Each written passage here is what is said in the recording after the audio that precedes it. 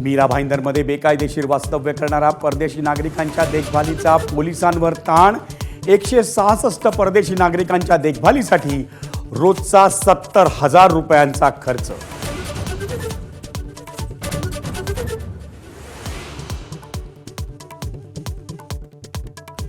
बदलापूर स्त्री बीज विक्री प्रकरणी आणखी एका महिलेला अटक। उल्हासनगरमधील भगवानदास रुग्णालयात सोनोग्राफी विभागात काम करणाऱ्या महिलेवर कारवाई।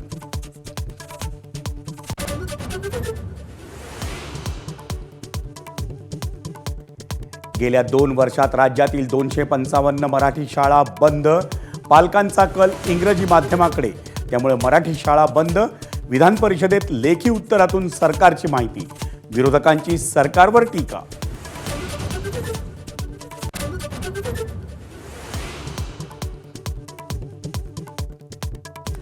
भाजपच्या 12 उपाध्यक्ष, 6 सरचिटणीस, 12 चिटणीसांसह युवा मोर्चाच्या नव्या अध्यक्षांची घोषणा। केशव उपाध्ये पडळकर, अर्चना पाटील चाकूरकर, सुजय विखे उपाध्यक्षपदी, नवनाथ बन यांच्याकडे मुख्य प्रवक्तेपद।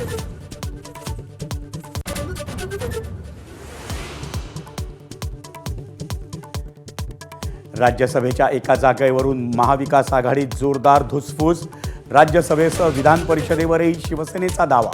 आदित्य ठाकरेंचा पुनरुच्चार, तर शरद पवारही आग्रही। काँग्रेसही संख्याबळानुसार दावेदारीवर ठाम।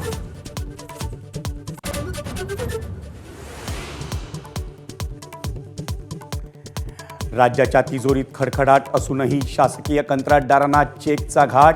कंत्राटदारांची 77,000 कोटींची थकबाकी, पण चेक वटत नसल्याचा कंत्राटदारांचा आरोप।